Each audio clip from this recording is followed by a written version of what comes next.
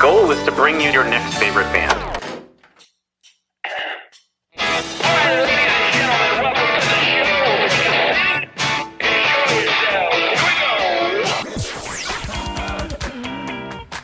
Thanks for having us. This is a very cool show. The Musikfest Exordium. Tonight, we thought we would all get together with lots of great content for all things Musikfest. And we always forget to do this. Hi, I'm your host, Philip Reese. Oh, and I'm your co-host, David Moore. And this is your next favorite band. And this is your next favorite band. That was really clever. I'm trying.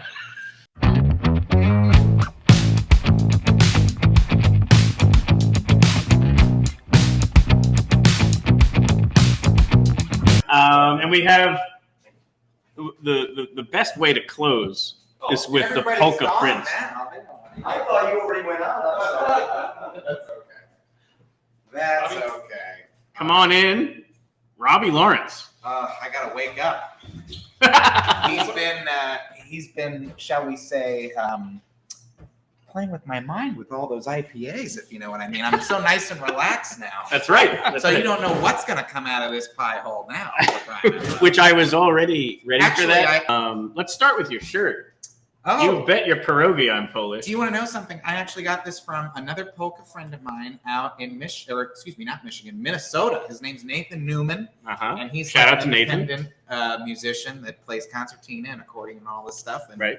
he was just like, "Do you want this?" I'm like, "Sure, why not? I'll give you my address." Yeah. And sure enough, it came in the mail. Yes, you bet your sweet cheese pierogi that I do. So yes, Robbie Lawrence. Robbie Lawrence and the That's the name. Steelworkers Polka Band. That's right. You're I always the- like to say, or when I was on WGPI, I always used to say, "Robbie's the name and polka music is my game." 100%. 100%. And is there a name for like the leader of the polka band? Or is it? Just the band leader. I probably should have researched that one. Built right in. Yes, exactly. Band leader. He was looking for something a little more interesting. I was hoping for something, yeah, with Not like like a little the admiral or something. No, like even like a Polish word for it. I Anyway. don't know that offhand. It probably translates to Band leader. Yeah, exactly. But anyway, you not only are performing, so you're a must-see act. This year, you're performing on a Friday, Yes. 3-hour set. Yes. It used to be, well, last year it was 2.5 hours. Mm-hmm. And but I remember the days when they used to do 4-hour sets. Right.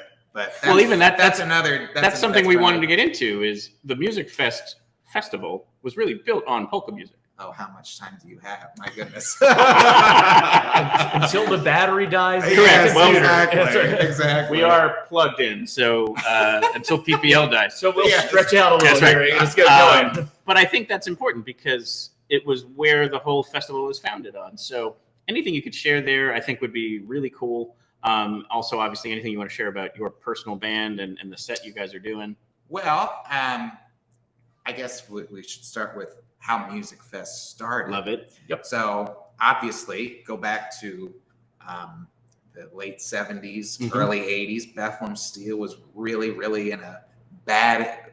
I mean, things were just crumbling apart. Right. all over. Yeah, that was like Falling apart. the death throes. Yeah. I mean, it's so unfortunate. I mean, I have everybody in my family from Cheers. like the World War II generation up to maybe Korean and Vietnam War generation in my family on both sides.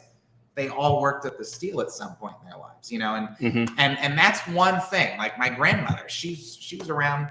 She's 95 and she's lived here her entire life. And you know, she says, "Robbie, you know, I remember you'd have to go up. You'd have to." She lived on William Street here on the south side before she moved up to Kemmerer Street in 1953. And she would say, you know, you'd have to get up every morning, take the broom out, brush off all the red dust from the Steel. Right. She remembers, like, you know, dynamite going off to make the streets up here on South Mountain. Like, so it's crazy to think about. Sure. Because, you know, it's nice to see all these people coming in, like yourself and all the poutine people and what have you. But, you know, this kind of crowd is dwindling, you know, it really is. So it's nice to go back to the roots and see what this area was all Absolutely. about. And what it was Yeah, like. that was a big reason why I wanted to have you on, because I knew you could share. Exactly. Yeah. Exactly. Again, how much time do you have? But anyway, so again, Bethlehem Steel, that time frame, things were really getting to be bad shape. And a lot of people, there was just kind of like a depression for this area. at some Totally. point. Yeah. How could it not be? It would in a funk would be Right. a good way to exactly. describe it. Yeah. Yeah. Well, I mean, the whole town being based around kind of one industry and it failing. Right. Yeah. Right. Going to do that. And Jeffrey Parks, who I have to bring him up because he was Sure. instrumental in getting all this started. Yes.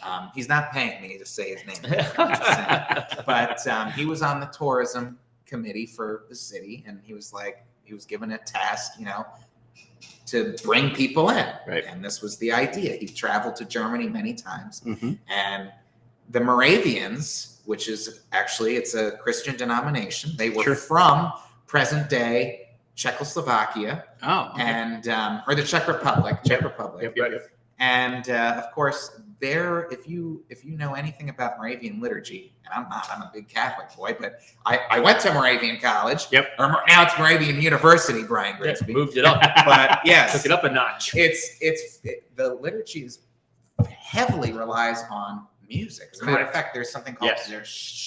Singstunde, which translates to singing hour. And of Mhm. course, you've got things like the Bach choir and all that stuff. That's right. Still prevalent today. And he wanted to base this festival around music. Yeah. And of course, that's why people don't even realize that. But the K in music, that means der Musik, music fest, Mhm. music festival. And of course, a Platz means a place or a square. Right. That's why you have all of those different names for platzes that are all around, Mhm. what have you. Yep. And of course, that's what Musikfest was based upon. It was almost entirely all those platzes, Liederplatz, Festplatz, Kunstplatz. They all had at some point or another polkas or like German folk music or what have you. And as a matter of fact, they Arts. Well, I don't think Arts Quest was around at that particular time in the mid '80s, but Musikfest, whoever was running it, would bring in these German bands. You'd That's have right. these. It was. Yeah. They shipped. They flew them over. in. Yeah. They shipped them flew in them like they over. were And like cargo. Yeah. And I'll tell you what, a lot Along of with a yeah, new sweater. Yeah. Yeah. exactly. But and a lot of people also will remember, maybe they're watching. There was a parade every year. I do remember hearing about that. Yes, parades. I think the parade should come back. Mhm. The hotel. I'm in with Bethlehem- I'm in with the parade idea. Mhm. I'm serious. Let's start it right here. absolutely. Yeah. The Hotel Bethlehem would have this Musikfest ball. Mhm. It was more like a formal thing, kind of like how when the Freddie Awards do the Oh yeah. like the formal ball kind of stuff. I forget where they even do it, but I think it's the place The State Theater. right next to the State Oh, Theater. thank you. They Okay. open it Yeah. up. So stuff like that. There were waiters and waitresses, or well, I don't want to say waiters or waitresses, but servers that were under the Festplatz tent at Really? one point or another. Yes, I painted murals all over the place. I mean, just to see how heavily Musikfest relied on that German kind of heritage is fascinating. We would get people, polka bands coming in from Wisconsin, Michigan, all over the place. Yeah. I could actually go on about a lot of behind. Well, let's actually pause right there. Let's talk about how did you become my background. your background into polka Okay. music? Because I think most people will think polka music is going to be a bunch of old guys. Yeah, well, they're wondering. And I want to also kind of dispel that one because you're carrying the torch. Yeah, exactly. Well, there's not many 28-year-olds that go around and say I have 4,000 polka albums in a storage unit somewhere, and stuff. Well, like and not only that too, but like we were talking earlier about how you're transcribing polkas because people love this one. Like that's what you were talking about, and you're right. Yeah. Like they'll hear it and they'll recognize it, and For they'll be sure. like, "Wait, yeah, let's oompa to this." Well, I'm a sixth gen. I'm at least, I can't even tell you. I never did the ancestry thing, but from Mhm. what I can tell, on both sides of my family, the Lehigh Valley nativeness, shall we say, spans back to at least 6 generations on both sides. That's impressive. Both sides. Like, for example, Makeda Road, you know where that is. Well, west of Center Street, that was all my great-great-grandparents' farmland. That was the Naylor Farm. When they sold that, they sold it to H.S. Campbell. And as a matter of fact, that was supposed to be where the Westgate Mall was originally supposed to be planned for. That was before he bought the Shainersville Road plot. All this that you know is outstanding. Oh, so we could have an entire episode of just land plot development. That's what I'm saying. That exactly. I'm like, how much time do you got? Yeah. But anyway. Episode 19. So. Still Robbie. Exactly. So because of this, and I grew up, like I said, both of my parents, they were from the area. And that also includes my grandparents on both sides. My mom's parents lived on Easton Avenue. Actually, my great grandparents were the original owners of that house. And then my dad's parents, they originated from the south side, but they moved to Kemmerer Street in Bethlehem in 1953 or so. We just sold the house actually 2 years ago. But and we're over the Lawrence Homestead, shall we say, is right by East Hills and Freedom. So if you take a look at all that, we have a triangle of about 1.5 mile proximity between all 3 of us. So as a kid growing up, I spent a great deal of time with my grandparents. And I'll tell you what, that is something that a millennial like me growing up took for granted. You don't really see that too much. And then you hear about, oh, well, we moved here, and then we moved over here, and, we moved to God knows where, but that never happened to me. I was always within the same little Lehigh Valley, Bethlehem bubble. And because of that, a lot of the traditions, a lot of the, I'm used to eating things like kiffles and kielbasi and all that stuff. Food, we could talk all about food and stuff. And, all the traditions and, of course, especially the music. And all of my grandparents, they, even though one side's Polish and Slovak and the other side is Austrian and Pennsylvania Dutch, the one thing that they all came together for was a guy by the name of Jolly Joe Timmer, who, of course, over on 5th and Buchanan here, his name is plastered against that wall.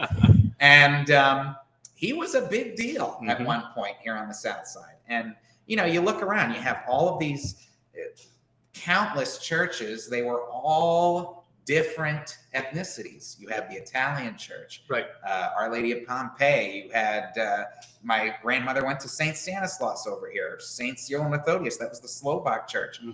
And you've had all these different types of people living together so closely, all from that kind of European sense. They all worked at Bethlehem Steel. And this is all I ever knew, even long after the steel closed, long after, everything settled down. This is what I grew up with. This is all I knew of. So, and then the music brought them together. Yeah, exactly. My grandmother, every time I would go over there, she would either be making potato pancakes or kiffles or what have you. And what would be on the radio? Because, well, I have to also tell you, my dad's father passed away in 92. I was born in 94. So she lived by herself for all that time. So, and she still does at 95. So to keep herself occupied in the house, what would be on but WGPA, Sunny 1100, the AM radio station, Jolly Joe Timmer's Polka Show. And every single time I would be over there, in the summertime, I'd ride my bike over, I'd chat with her about the good old days, and that would be playing in the in the background. And it just came to me after all this time. And then on my mom's side, my grandparents, they always had on every Thursday night, he was on from 6 to 8. The Jolly Joe Timmer Show on RCN. Wow. And this kind of stuff, it just gets ingrained in you. Yeah. And like how we were saying earlier, I think it was the brewery people. They were saying about how the parents infuse their love certain of music. Yes, absolutely. But it's funny because my folks didn't necessarily do that. It skipped a generation. Right. It's my grandparents that were the influence. Yeah. And because I'll tell you what, my mom is a big Bruce Springsteen fan. You will not find me within 10 miles of a Bruce Springsteen concert ever. But and it got to the point where, especially in high school, once I got my driver's license, I wanted to head out to all of these polka dances. I mean, not just around here, but all over the country. We just had in Pulaski, Wisconsin, big Polish population out there. Pulaski polka dates, people coming in from all over the country. And that's the same thing that was going on here for all this time. You had people from that northern tier of the United States, from let's say Massachusetts out to Minnesota. That's where the polka centered population of people are. Sure. They would come in, they would book their hotels just to come to Bethlehem to Musikfest. Right. I still hear from people, oh, you're from Bethlehem. In the polka world, oh, you're from Bethlehem. You know about Musikfest and all that. I'm like, yeah, that's only about a mile and a half from my house. For crying out loud. You should come see my set Friday night. Yeah, exactly. But and yes, I understand financially the people that originally brought it here. They're dying off. I mean, no bones about it. We do have to talk about it. It's not the same generation of people that it used to be, and it is dwindling a little bit. But I'll tell you what, someone's got to be leading the charge. And from a business standpoint, I don't really have much competition. And that's why the Polka Prince is keeping it alive. And I think it's important. You don't want to let that go away. You want that to still remain a part of the festival. And so you study music then in college? Well, I went to Moravian and I have a music ed degree. As a matter of fact, that's what I do. I teach K-2 general music out in Easton at a place called Easton Arts Academy. And, it's just in the blood at this point. And I mean, I can arrange music, I can write out music, and that's what I do with the band. I remember we asked you to do, would you play something for the holiday spectacular that George and I did? And you're like, I know the song. It's a song called Santa Must Be Polish. Oh, yes. Yeah. And you were like, give me a few moments. You just wrote it out, and you and Santa must be Polish. Yeah. She's such... Well, we're kind of at Christmas in July for crying Christmas in August. Yeah, exactly. But I mean, it was pretty cool to just see you go, yep, I know it, and I'm going to write it out. And then the other song to bring up, like we always talk about, is you wrote the polka for the Martin Tower? Well, I'll or tell is it you something? What, that was another big thing that I don't really have West Side roots, but when everybody started talking about Martin Tower and was really starting to hype that up, I got right into it too, because as you know, I'm big on local history. Of course, sure. And I was like, well, you know what? I've seen a Martin Tower poem because, I'll tell you, and I'm sure you also follow all the Bethlehem pages. People were writing poems out and all this hokey kind of whatever. And I was like, I bet you any money, nobody's ever going to write a song about Martin Tower. So I am going to do it right now. Yes. And to put a spin on it, I am going to put it in a polka beat. Yes. So sure enough, if you have not heard of the Martin Tower song called The Implosion Polka, I uploaded it. I did a performance of it at the Evergreen Club out in Fleetwood. You can just YouTube it. It's on there. But The Implosion Polka. Exactly. So the first section, there are parts where the drummer has to hit the bass really loudly. And the reason why that is because it's blowing up. It's supposed to resemble the dynamite. Right, it's concussion shots. Exactly. The beginning of an implosion of how that works. Yeah. And then, any chance you'll play it at Musikfest? Maybe if you ask nicely enough, but we'll see. I don't want to get too many people from the city of Bethlehem involved in this, but in a bad way. But got it. And then in the second section, you have to say there's actual dynamite going on. Yes. Then in the second section, you have to say, tear it down. But anyway.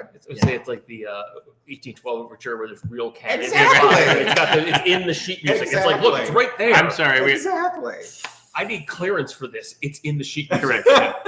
Yeah. Otherwise, we can't play. Right. So second Friday of Musikfest, Which is the 12th. August 12th. Right. Yes. Which apparently, according to Bobby Martrich, will be the sweet spot of weather.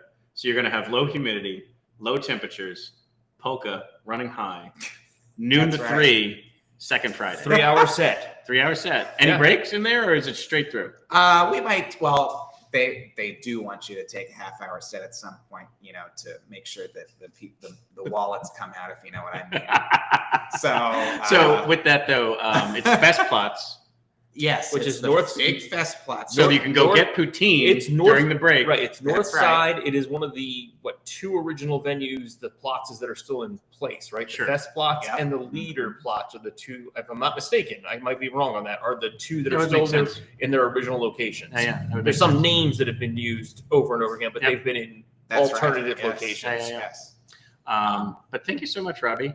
Oh, I have so much more to talk Well, about. listen, we'll bring you back on another for time. sure. Yeah. But for this was perfect. Hey, it's always I was just getting warmed up. Right? Hey, it's always a pleasure. I know you folks have to go home. Oh, another thing too is if you don't care so much for the polka music, but you still want to see yours truly babble on a microphone, I'm going to be on with Mike Mittman on Service Electric. If you have, That's right. If you have that, Service Electric Network, channel 550. They have me on Sunday. It's this Sunday. That would be 7th? August the 7th. 7. From 11 to 5. And then again, that Tuesday, that would be the 9th, from 11 to 5.